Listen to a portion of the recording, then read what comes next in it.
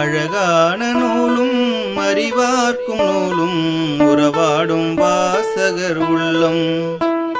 அழகான நூலும் அறிவார்க்கும் நூலும் உறவாடும் வாசகர் உள்ளம்.